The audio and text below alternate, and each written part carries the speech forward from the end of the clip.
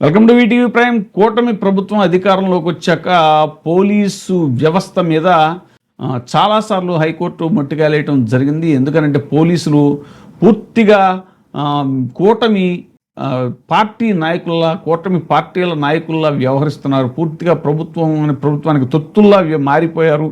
అక్రమ అరెస్టులు కానీ, అసలు అరెస్టు చేసే టైంలో యూనిఫామ్ లేకపోవడం కానీ, ఇలా రకరకాల హైడ్ అండ్ సీక్ గేమ్ ఆడుతున్నారా అంటూ కూడా ఒక సందర్భంగా పోలీసు వ్యవస్థని ఉద్దేశించి హైకోర్టు చాలా తీవ్రమైనటువంటి వ్యాఖ్యలు చేసింది. అని అంటే పోలీసు వ్యవస్థ ఎంత దారుణంగా పనిచేస్తోంది అనేటువంటిది ఏపీలో మనం తాజాగా కూడా చూసాము. సాయికృష్ణ కస్టడీ హత్య కేసులో ఎంత దారుణమైన నిజాలు వెలుగులోకి వస్తున్నాయో, అసలు ఆ శవాన్ని మాయం చేయటం ఏంటి, అసలు ఆ CCTV ఫుటేజ్ ఏమైంది, హోంమంత్రి ఏమో మేము చాలా అద్భుతంగా హోంశాఖను నడుపుతున్నాము, అప్పుడేమో అసలు జీపులకి పెట్రోల్కి కూడా, వెహికల్స్కి పెట్రోల్కి కూడా డబ్బులు ఉండేవి కాదు వైఎస్ఆర్సీపీ టైంలో, ఎక్కడా కూడా పోలీస్ స్టేషన్ల మెయింటెనెన్స్కి డబ్బులు ఉండేవి కాదు, అలాంటిది మేము వందల కోట్ల రూపాయలు వెచ్చించి CCTV కెమెరాలు అవి ఇవి అంతా చాలా పకడ్బందీగా తయారు చేసాం పోలీసు వ్యవస్థను అని చెప్పినటువంటి హోంమంత్రి పదే చెప్తున్నా ఇప్పుడు తాజాగా చేసిన వెలుగులోకి వచ్చినటువంటి ఘటనలు చూస్తే అక్కడేమో గంగమ్మ అనంతపురంలో ఆవిడ కస్టడీ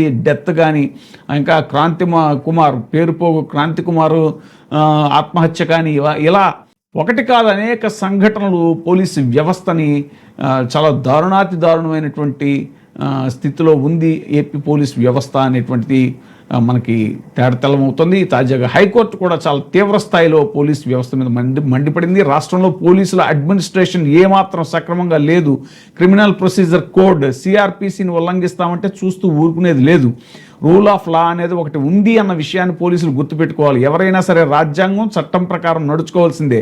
రాష్ట్రం రావణ కాష్టంగా ఉండాలని అనుకుంటున్నారా? శాంతి సామరస్యం అవసరం లేదని భావిస్తున్నారా? పోలీసులు ఏం చేస్తున్నా అడిగేవారు లేరనుకుంటున్నారా?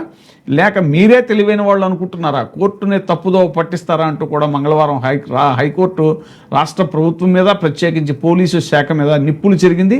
ఒక నేత దాఖలు చేసిన పిటిషన్లో పూర్తి వివరాలను హైకోర్టు ముందు ఉంచేందుకు సమయం తీసుకున్న పోలీసులు దాన్ని అడ్డం పెట్టుకుని వెంటనే కింది కోర్టులో ఛార్జ్షీట్ దాఖలు చేయడంపై హైకోర్టు తీవ్రంగా మండిపడింది. వివరాలు సమర్పించేందుకు సమయం తీసుకుని ఛార్జ్షీట్ ఎలా దాఖలు చేస్తారు? ఇది ముమ్మాటికి కోర్టు ధిక్కారమే. పోలీసులు కలెక్టర్కి గుణపాఠం నేర్పించాల్సిన అవసరం ఉంది. పోలీసులు కలెక్టర్ను కోర్టు ముందు హాజరు కావాలని ఆదేశిస్తున్న వివరాల సమర్పణ కోసం పోలీసులు సమయం కోరినప్పుడు కోర్టు సమయం ఇవ్వడం పెద్ద మనుషుల ఒప్పందం లాంటిది.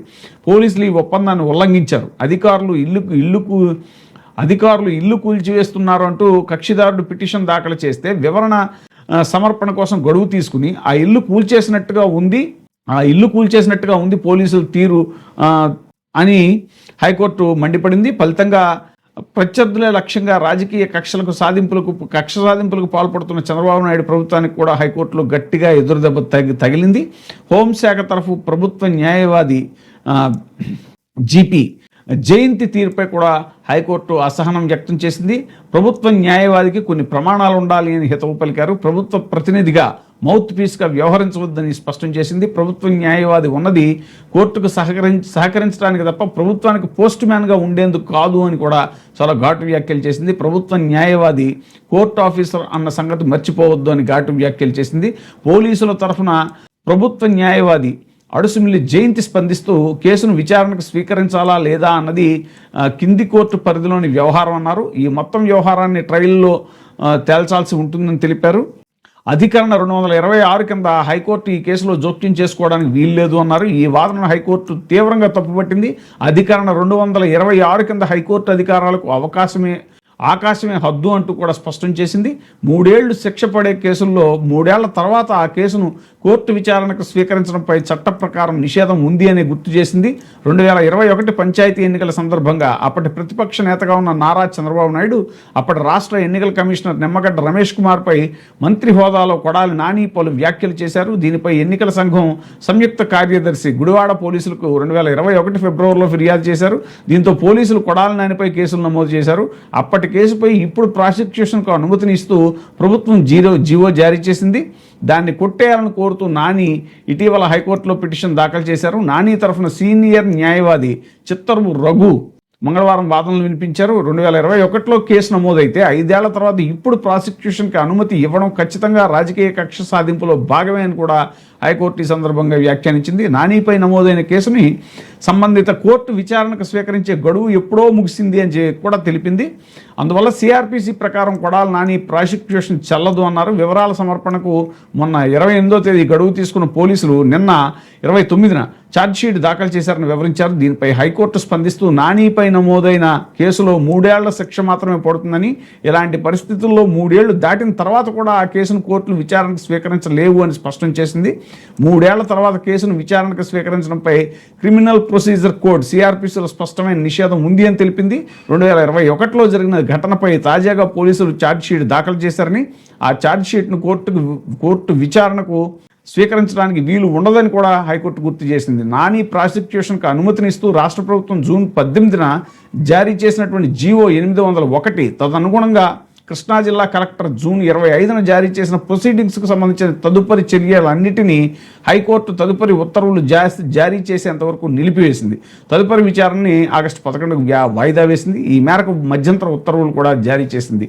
అంటే ఎంత క్లియర్గా ఉంది చూడండి. అంటే నాని గారు ఎప్పుడో 2021లో చేసినటువంటి దానికి ఒకవేళ పడినా కూడా అప్పుడు విచారణ జరిగి ఉంటే, ఆయన చేసిన వ్యాఖ్యలకి ఒకవేళ విచారణ జరిగినా కూడా అది 3 ఏళ్ళు మాత్రమే పడేటువంటి శిక్ష. అంటే 2024 కల్లా కంప్లీట్ అయిపోయింది, దాని ఎక్స్పైరీ అయిపోయింది, ఆ కేసు యొక్క ఎక్స్పైరీ.